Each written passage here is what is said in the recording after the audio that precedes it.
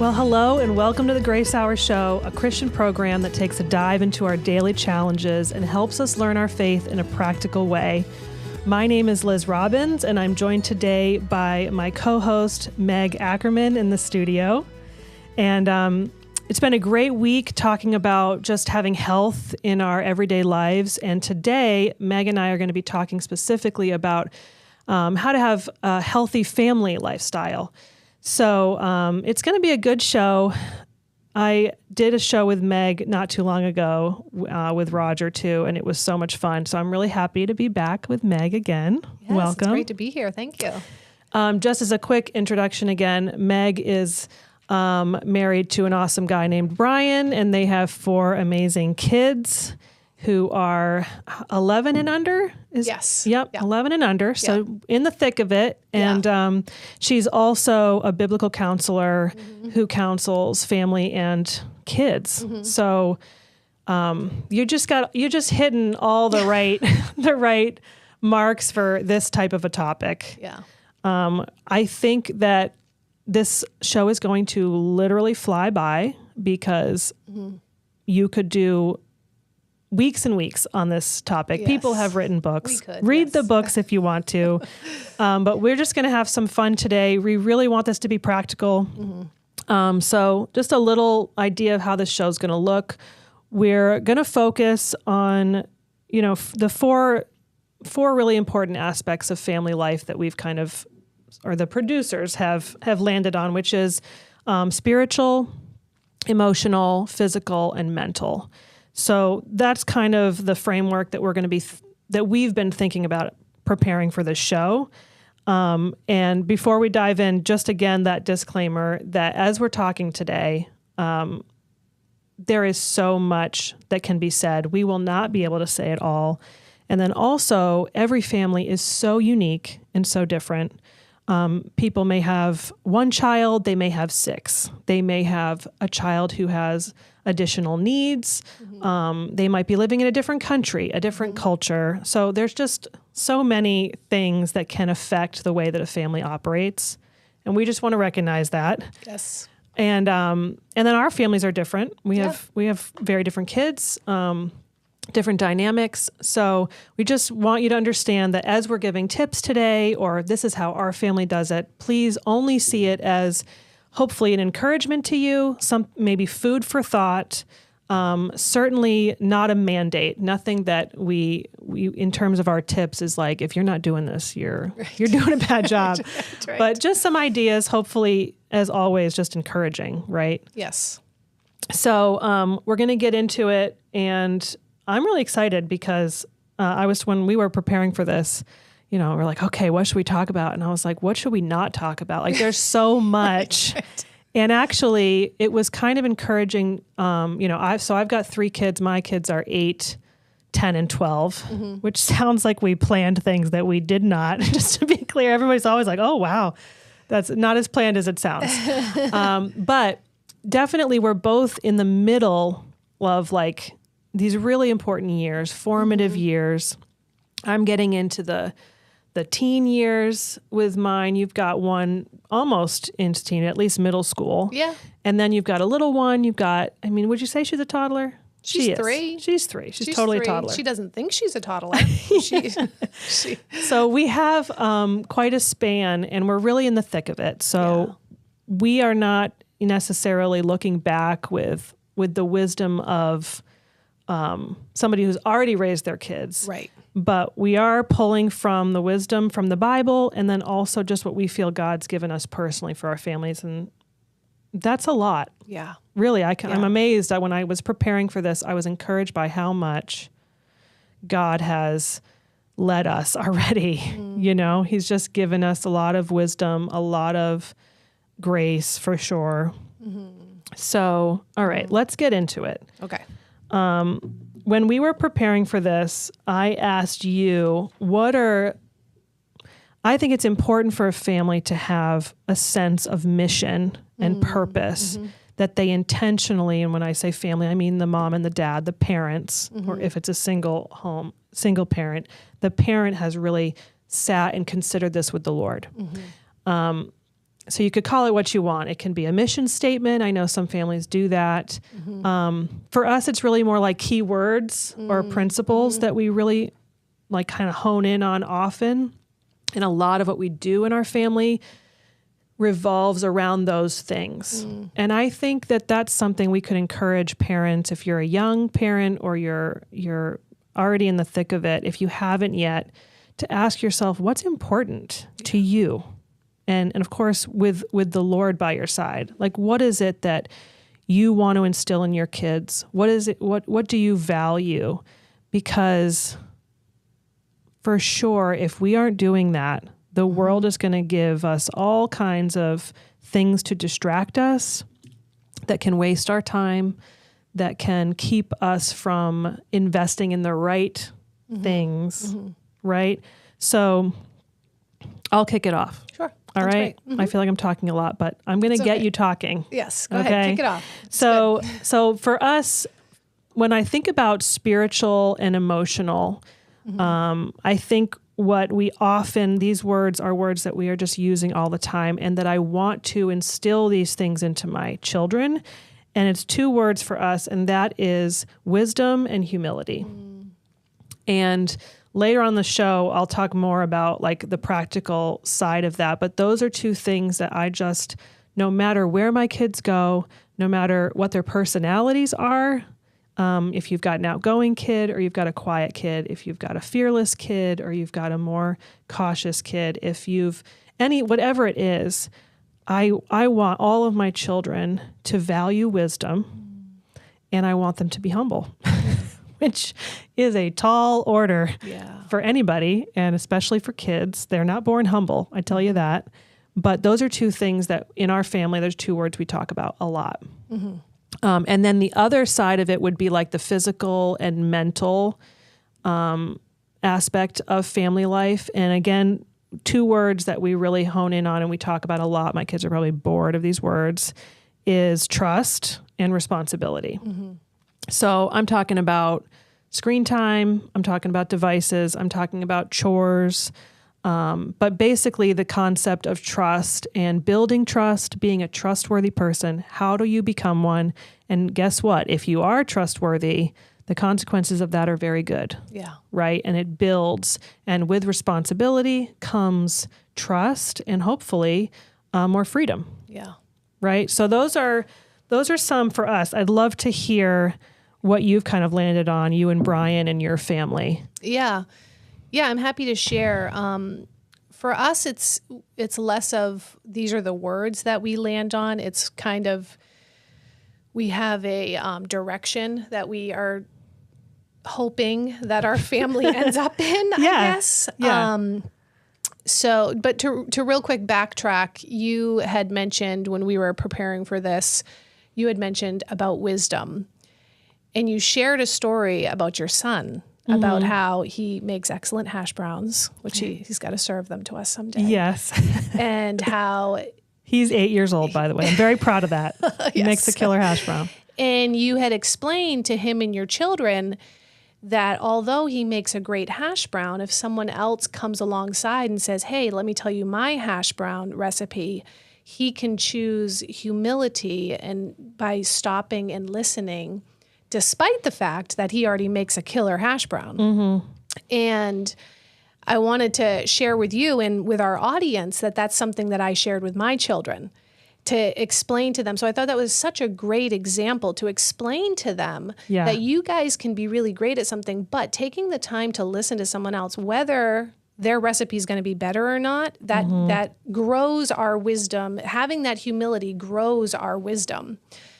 So I think that's a really good point, whether it's our family mission, which I think overall wisdom and humility would be our family mission as well.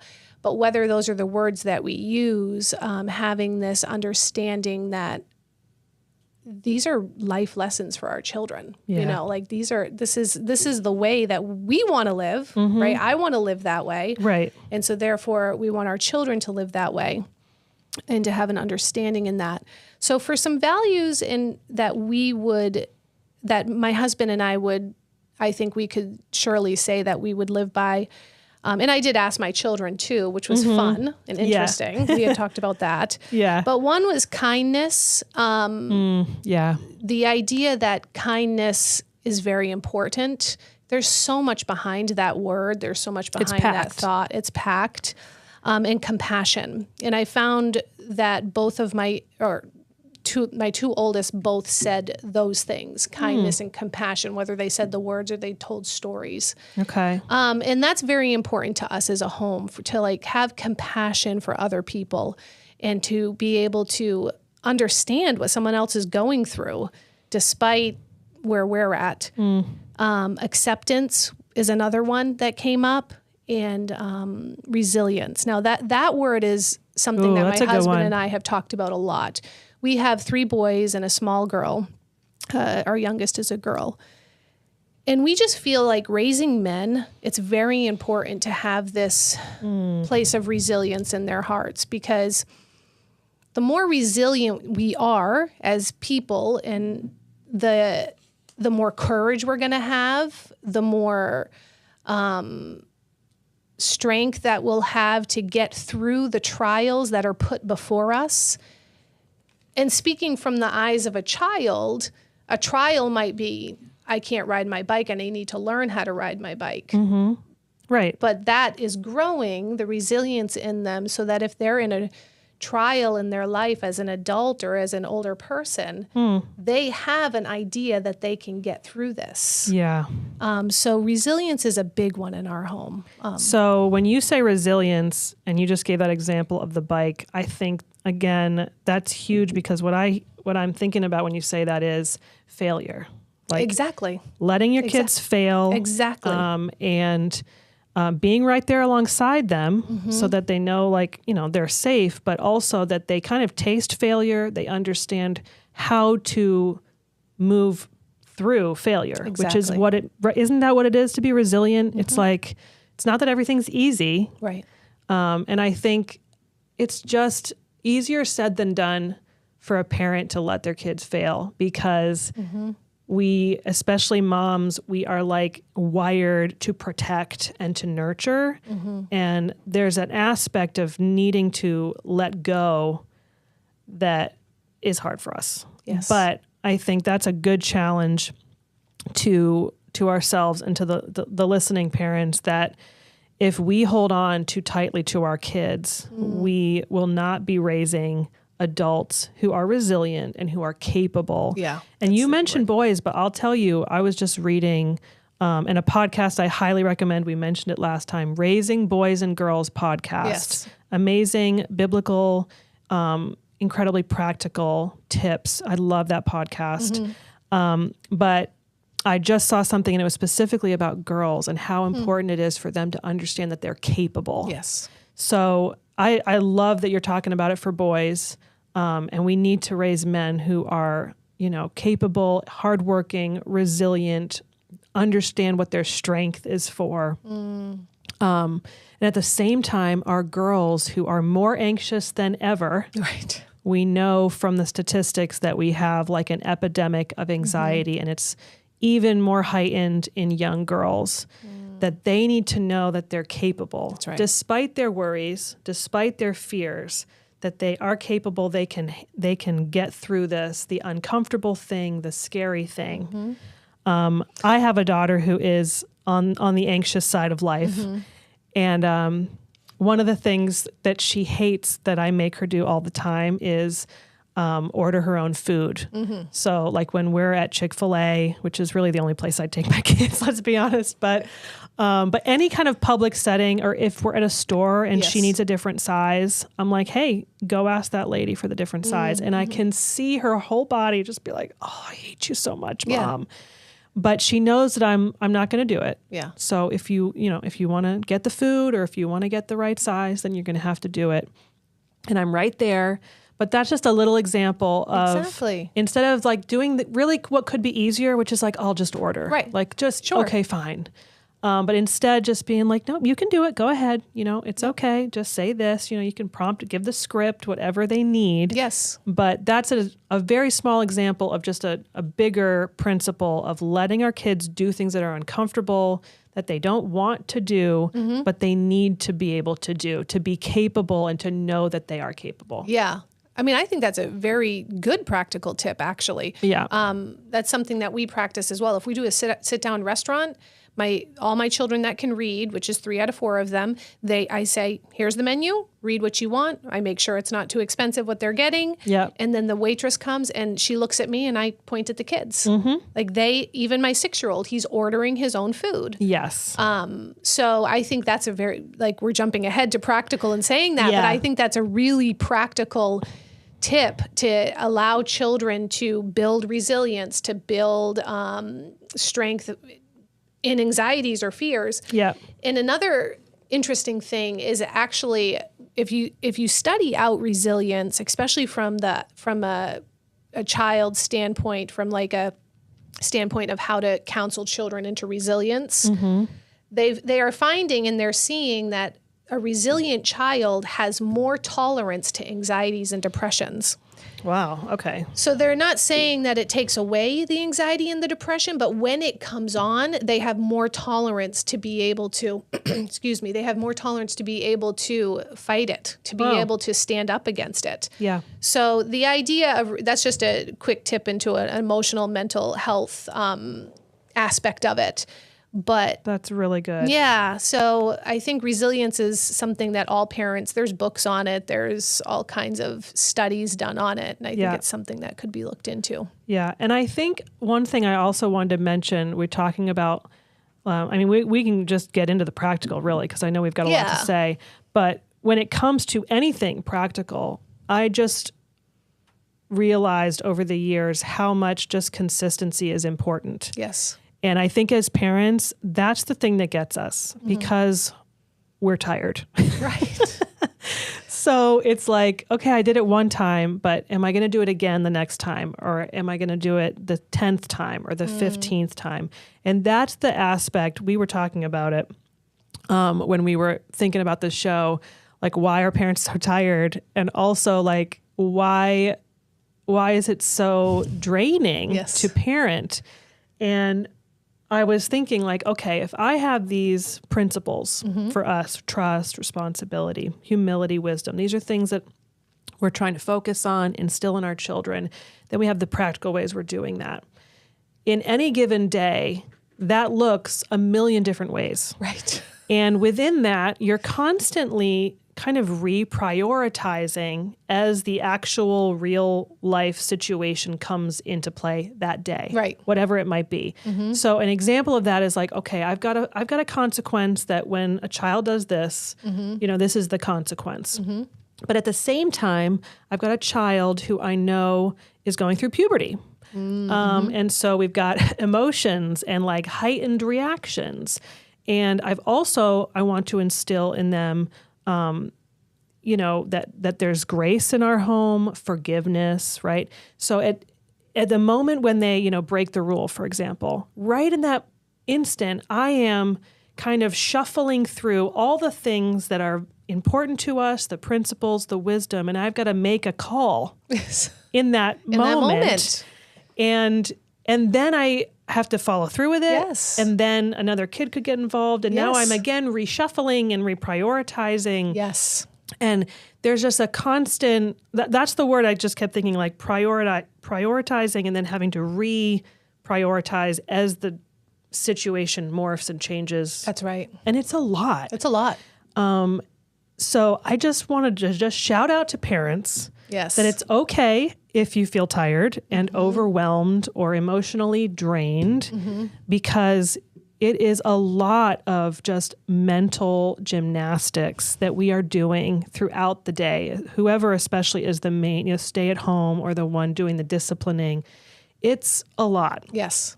And we're not trying to overburden anybody with anything today, God forbid.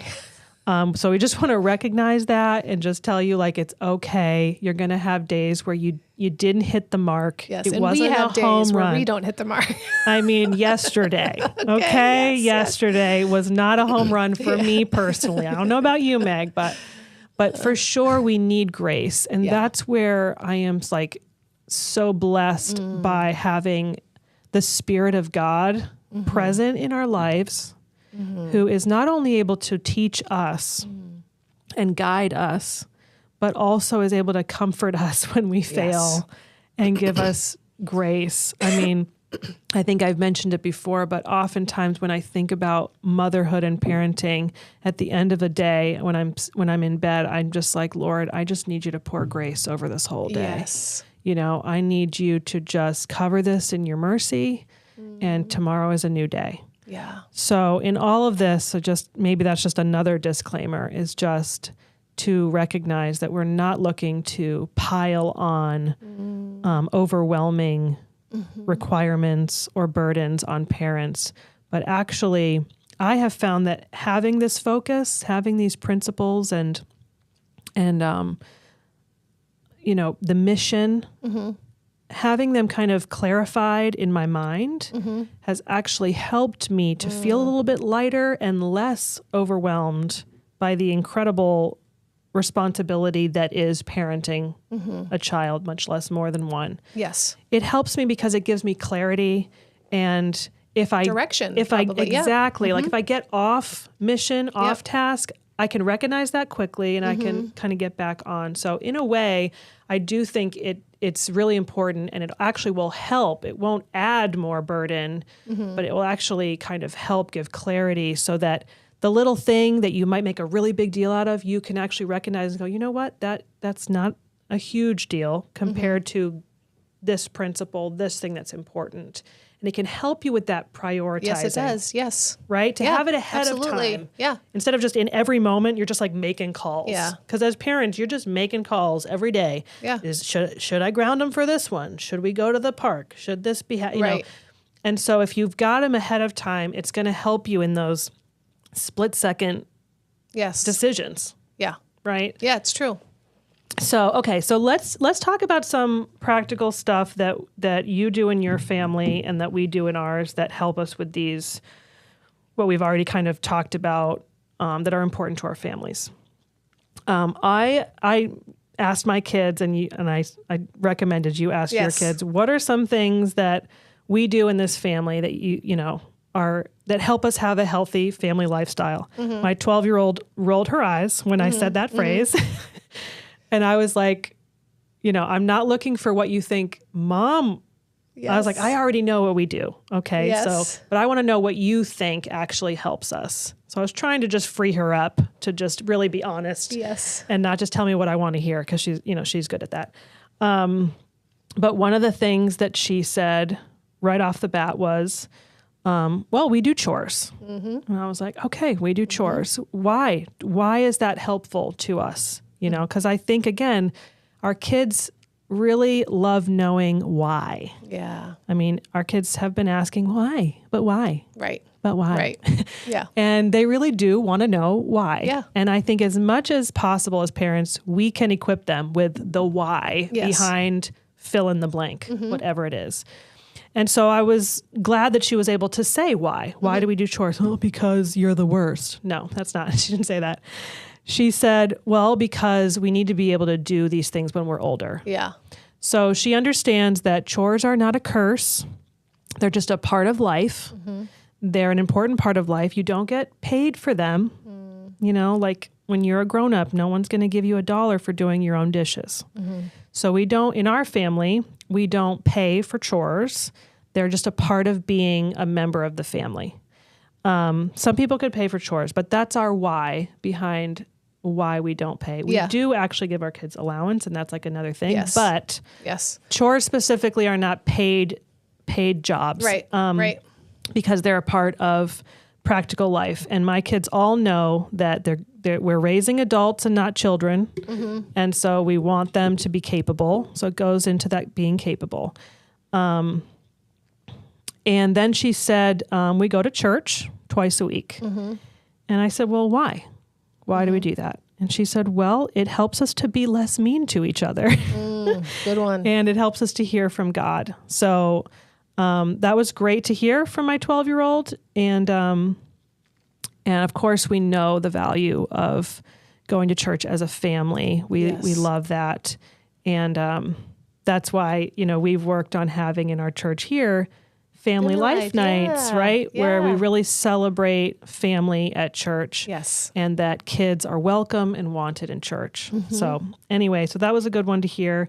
And then the other big one, and these are all along the lines of the more, I guess, physical, mental health, controlled screen times. So we could spend so much time talking just about the damage that technology can have on young children. But we don't have time for all of that. But just to say to parents, if you haven't already had a reckoning with controlling your kids' screen time, please do. Please sit down and think about it. Read. There's so many good resources. BetterScreenTime.com is a great website that helps parents with that. But we're pretty serious about keeping our kids from just totally uncontrolled and unsupervised screen time. They do get to play video games sometimes. They get to have time on their iPads. They get to watch movies and shows. So we're not super extreme, but it's very controlled. Let's switch off. How about you do some now? So that was just one of my kids, but I want to hear some of yours. Yeah. So I'm going to just lump a few things that they said together alongside other practical tips that I have. I couldn't snap my 11-year-old out of saying what he wanted me to hear. So well done, snapping your 12, because I kept saying, no, you don't have to say what I want to hear. And he's like, he's like, what is this trick you're playing on me? I said, there's no wrong answer. And he's like, there for sure is, Mom. So anyways, that's a little side note. So some things that my youngest son said this, and I was like, wow, that's really great. And how old is he? He's 6. Okay. And he said, we're open about things. And I said, what do you mean by that? And he said, well, if I accidentally see a picture of somebody not wearing enough clothes, then I need to tell you right away. Okay. So that might alarm some of our hearers. Why would my 6-year-old say that? But he said that because mommy and daddy have taught him that. Yeah. So that just practically speaking, we start at a very young age teaching our children that if they see something, say something because it protects them. Yes. And it's not, mom and dad aren't going to be angry at you. We aren't going to be upset at you, but it's to keep you safe and to keep your mind safe. So I thought that was really cool that he saw that as one of the things the practical things that we do. And, we expounded a little bit to be sure we were all on the same page, which was kind of fun. So I asked my 9-year-old, okay, so if you're with a friend and you accidentally see something like that, what do you do? And he says, I ask them to turn it off and I leave. And when I get home, I tell you. And so it was really cool to see that a conversation that I have had with them, and it's not a daily conversation, right? But it's something that they take serious and they know this is mom and dad keeping me safe. Yep. So that was practical. And I encourage our listeners to know that these conversations, although could be uncomfortable, are incredibly important. Yes. To have them. I'd like to chime in on that because I've heard a lot of parents kind of squirm at the thought of it. And we're right on the same page as you, Meg. It's something we don't talk about all the time, but we talk about it very matter-of-factly and very comfortably. And I got to tell you, I'm 3 kids in with these quote-unquote uncomfortable conversations,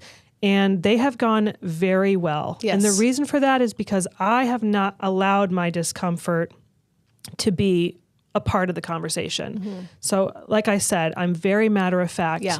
Another thing that goes along with safety, child safety there is teaching them the anatomy of the body, private parts and their names.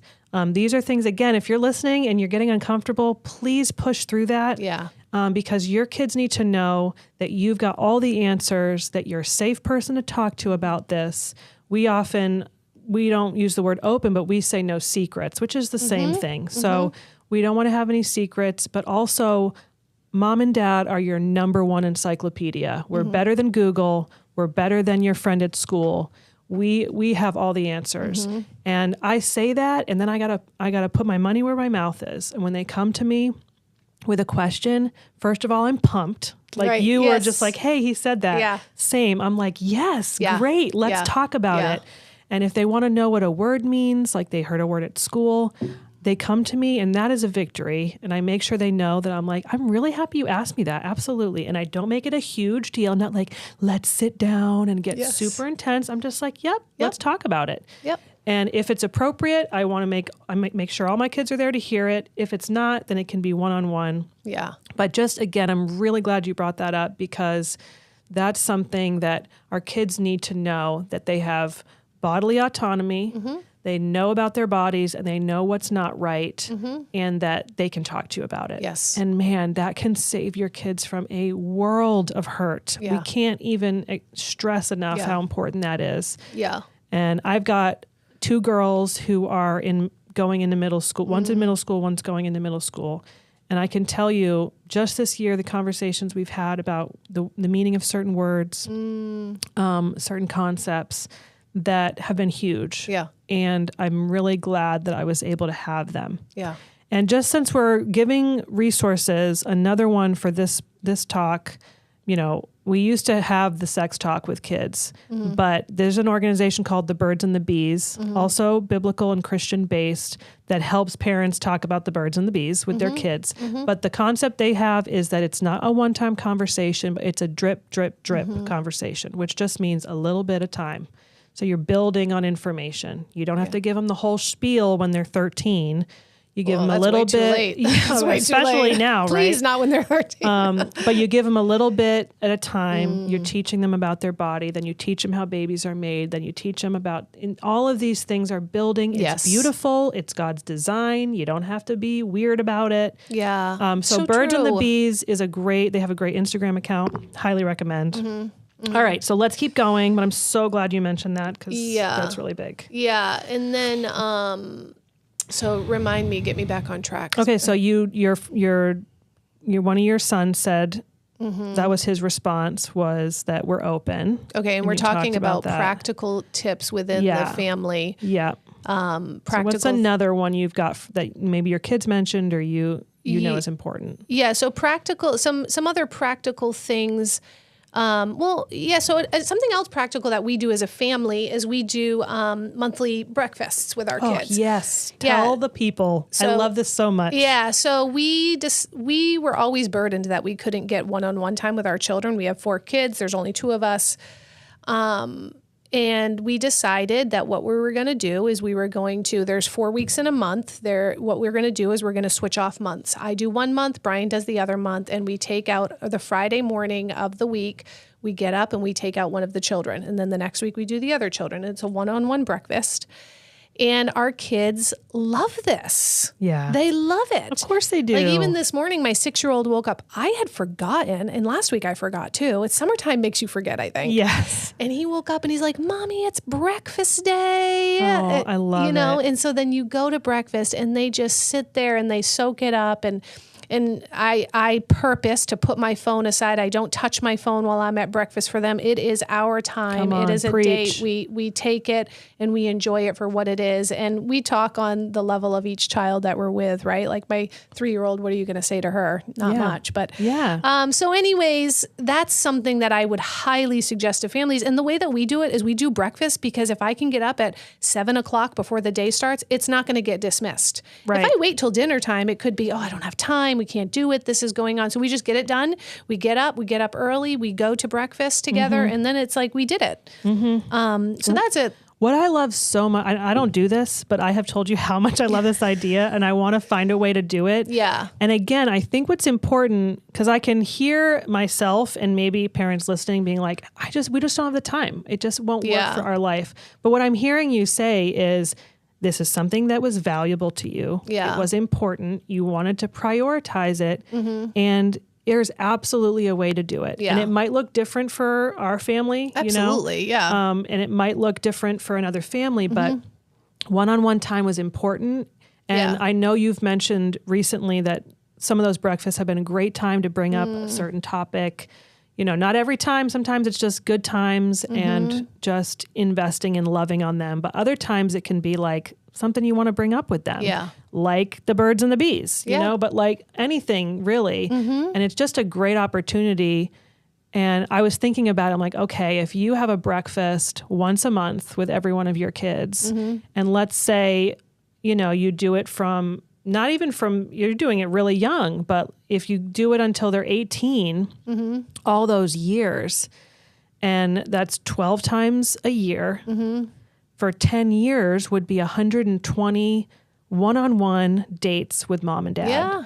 And that's the part of parenting that we like can easily forget is that consistency builds. Yeah. And we can't always see the value in doing something one time, but when you're doing it regularly, it has so much value, and your children will be like ingrained into them as something that's been a part of their life. There's just so much value in that consistency. So I just love it so much. And I think it can even spread into when they're adults or college students. Sure, right? Like, why not? Yeah, like, okay, we're going to continue this, and then it might get harder when they become married, but why not? Why can't I take my 30-year-old son out for breakfast once a month? Yeah, right? Absolutely.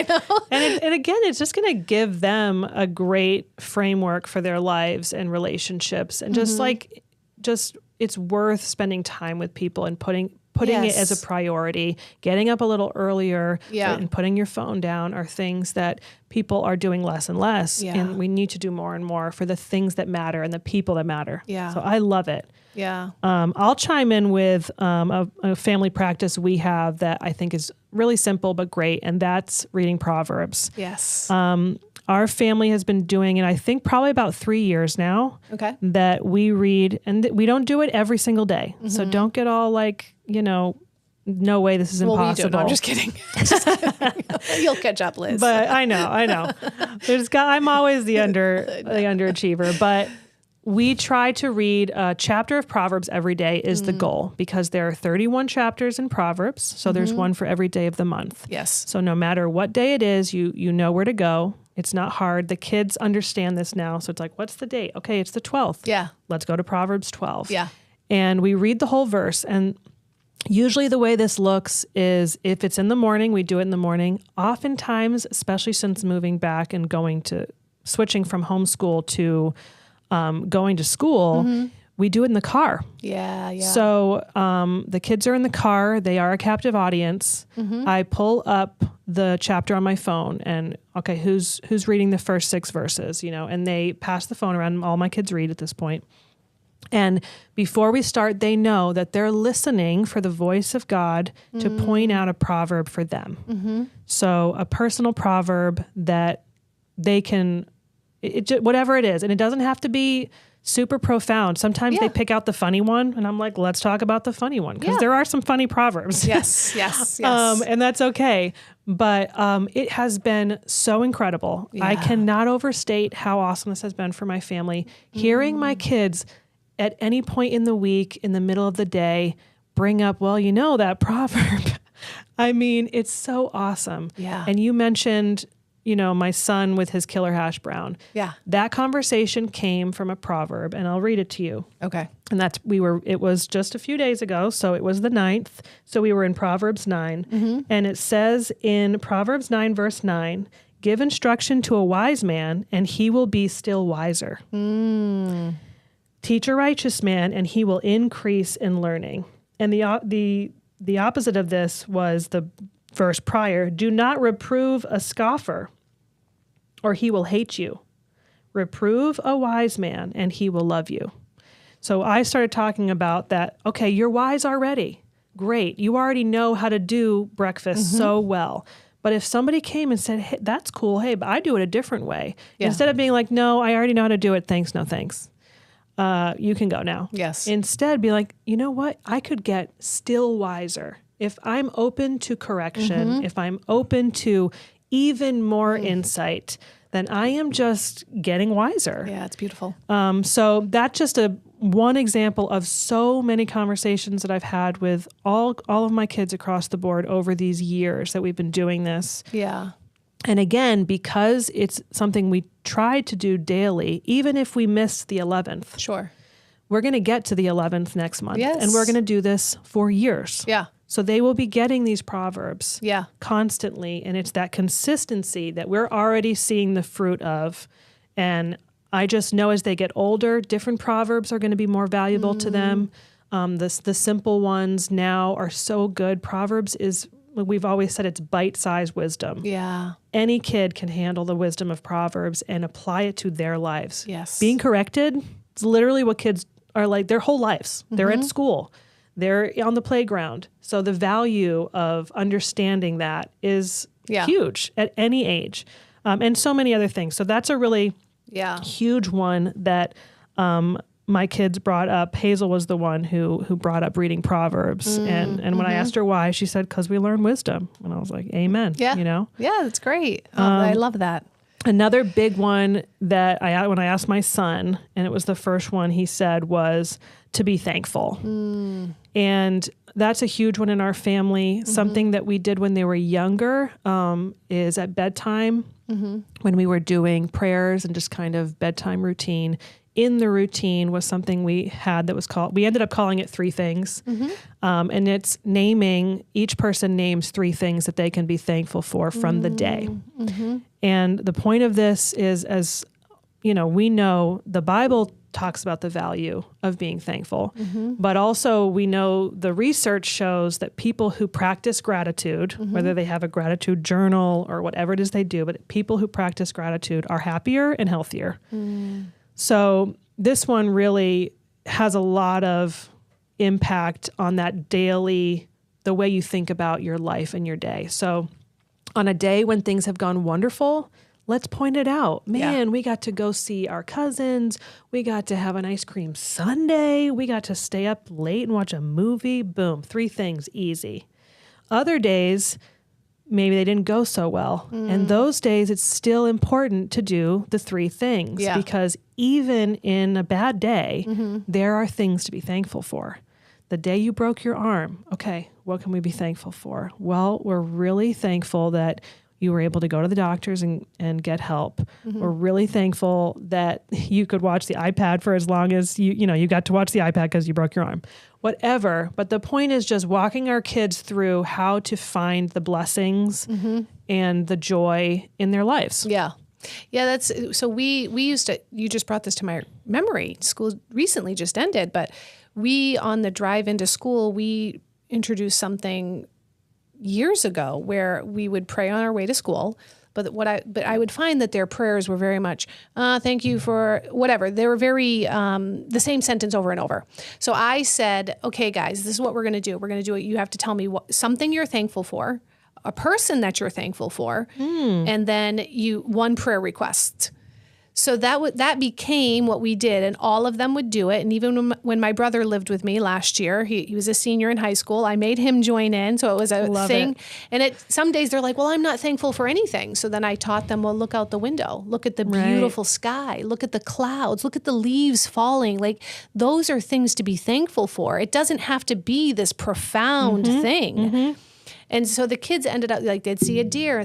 I'm thankful that I was able to see a deer on the drive to school. And then bringing out a person that they're thankful for made them think of different people. Yeah. And once in a while, I think they said they were thankful for each other, very rarely, but at least they were thankful for someone. Yeah. So I had remembered that when you said that, and that's really good. Yeah. And it was really sweet. This is my 8-year-old son when he said that, and I said, well, why? Why is it important to be thankful? And he said, well, it's healthy for your soul. Yes. So simple, but so true, right? That's it. Yes. And I mean, we're talking about healthy lifestyle. And if you avoid the soul, the emotions, the mental aspect, the spiritual aspect, of course, you're doing a disservice to your child. So we talk about healthy food. I mean, we do often have those conversations. My kids get a little bit obnoxious because they're like, is that a carbohydrate or is that? And I'm like, oh my gosh, but it's good. We do talk about it. So, talk to your kids about good, healthy eating habits, but also considering the soul. And I often talk about the health of their soul. Just the other day, we talked about out of the abundance of the heart, the mouth speaks. So what's in your heart? And how does that work? Yeah. How do you get stuff into your heart, And the value of putting wisdom in, putting God's love in. So the health of the soul for kids to start to think about at a young age is awesome. And so that really blessed me. That is a blessing. Yeah, it was really cool. That he'd be able to even understand that. And I want to talk about this because we mentioned it and my son brought it up, so it's a good segue. He said, another thing that we do is, he said, it's fine to be emotional, but we don't have to react right away. And the reason he said that is because we often talk about emotions and how powerful that they are and how you got to listen to them, but you don't have to react in your emotions. And self-control doesn't mean ignoring your emotions, stifling them, but it's recognizing that emotions don't make good leaders. Yeah.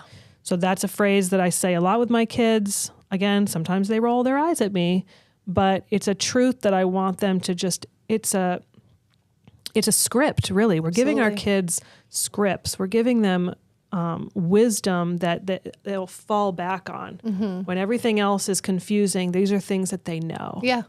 And that's one. Emotions make bad leaders, but we do need to listen to them. Yeah. So because of your expertise in this area with counseling and everything, I'd love to hear your thoughts on emotions and the emotional health of us and our kids. Yeah, I mean, in brief, we don't have a lot of time, but in brief, that to try to bring an understanding that kids like don't have a grip on their emotions, like their emotions are so big, and oftentimes there's something underlining what we're seeing. So I have one child in particular that is incredibly big in their emotions, and my goal with that child is to teach them the reaction or the response of this big emotion is not really what you're wanting to tell mom and dad. Like, we're here for you, we're okay, but like, how do we bring that in? And it's a gift to be able to teach a child, like, don't be scared of your emotions. I'm not mad at your emotions, but those emotions are really big. And like you said, they don't have to control you. So let's take the time, whatever it looks like, to bring that in and to see what really is going on. Yeah. And of course, like, parents fail at this all the time because, like you said earlier in the show, we're incredibly exhausted with everything that's coming at us. And if your child is just upset and you're tired and you're needing to do a bunch of things, it's not always the easiest thing to do. But I think I would just like to give that tip to parents that if your child is showing big emotions, it's because they literally don't know how to do anything else. And that's normal. That doesn't mean you've done wrong in parenting. That means, like, cognitively, that's where they are. And so to try to continue to teach them that we can bring those big emotions in so that we can really express what's going on with us. And being an example to that. Yeah, that's what I was going to say. I'm like, man, that's huge. If we don't know how to get our emotions in the back seat instead of in the driver's seat, then again, how are we going to help our kids with this? And we don't get the green card that our kids get in that, because we should have a grip on our emotions, right? Like, I can't say the same things about adults. Like, your emotions are too big. You don't know what to do. No. No, you do. Like, you're able. You're able. Maybe you haven't learned. Some of us haven't learned, but then it's time to learn. Okay, so when my kid screams at me, I'm not allowed to scream back, is what you're saying to me, Meg. And that's hard to hear because I do love a good screaming match. And I want to just confess, like, I have screamed at my kids. Yeah, same. Okay? Same. But one of the things that I have done also quite a bit is apologize to my kids if I have really lost it like that. And I have lost it. Okay, guys, we do. And that is also an opportunity to show what it looks like to ask for forgiveness and also to go to God for grace and to humble ourselves before the Lord personally. So honestly, in parenting, I feel like nothing is wasted when it comes to God growing us, because even in those failures, when we do, meet our kids at that same level of emotion and we know we shouldn't, we still have an opportunity there with the Lord to grow and to be humbled and to come closer to Him. And then also with our child to teach them what it looks like to apologize, to take responsibility for our actions. So, I mean, we don't have a ton more time, but I think you had mentioned that as parents, you don't go into your place of work an emotional wreck and expect it to go well. But in parenting, sometimes we don't take the time to check ourselves when it comes to our emotional state. And you had mentioned like, okay, parents, you do in a sense, when you're going into the battlefield of parenting, you have to be ready. And part of that is putting your emotional state, if you're stressed, if you're angry, if you're scared, whatever it is, you do have to put it on the shelf, or you had said kind of in a way, put it in a box. And someone listening might be like, whoa, that doesn't sound healthy. We're not suppressing our emotions. But you were saying like our children cannot be the target or the victim of our unaddressed, out of control emotions. Right. And that's where we have to be the big kids. Yeah. We got to put my big girl right. pants on and say, even though I'm stressed, even though I'm worried about this situation, even though I'm angry about this, when it comes to my child, I need to be steady, stable. And I have a verse for that because I just read it the other day and it really like hit me. Psalm 112. It says in the end of verse 7 and the beginning of 8, it says, actually all of verse 7, it says, he is not afraid of bad news. His heart is firm, trusting in the Lord. His heart is steady. He will not be afraid. And those two words, firm and steady, I think that's like a call to every parent. What your child needs is a loving, firm, steady parent. Yeah. And that is such an incredible gift when the world is not steady. It is not stable. That's right. Everything outside of you could be totally out of control. Yes. But if you are safe, firm, you're settled, you're okay. Yeah. Even though you've got personal stuff going on because you're a human being, but with your child, you're that presence in their life. It is such a gift. Yeah, and to be clear, like the box is never locked, and it shouldn't be locked. And the idea is that when you're putting your problems, if you may, in a box, there also has to be time when you're opening the box. Yes. Whether that's with your husband in the evening, whether that's alone before the Lord, and you're like, Lord, this is going on. Please search my heart, help me. Whether it's you go see a counselor, the box needs to be opened. But there is a time where you put it in its box so that you can be present with your children. And that has to be a mental decision because we've all been there. Yeah. If we get a bad phone call and then we hang up and we're looking at our kids, what are you going to do? If you don't consciously say, I'm going to put that phone call over there. I'm going to package it up until I can talk to my husband or somebody about it, and I'm going to be present with my kids. You're going to take it out on your kids. Yeah. That's reality. That's everybody. Yep. So I think that's just the that's huge. That's huge. And I just want to read one verse. I know we have to go, but if any of you lacks wisdom, let him ask God, who gives generously to all without reproach, and it will be given to you. But let him ask in faith with no doubting, for the one who doubts is like a wave of the sea that is driven and tossed by the wind. I love these verses because as we navigate parenting and even as we share all of these tools and all of these tips, at the end of the day, we have to go to the Lord and ask for wisdom for our child and for each of our children. Yes. So I just wanted to share that to bring that. Amen. That's the perfect way to end this. I knew this show would fly by, but this has been really good. And I do hope this was encouraging and helpful to people listening.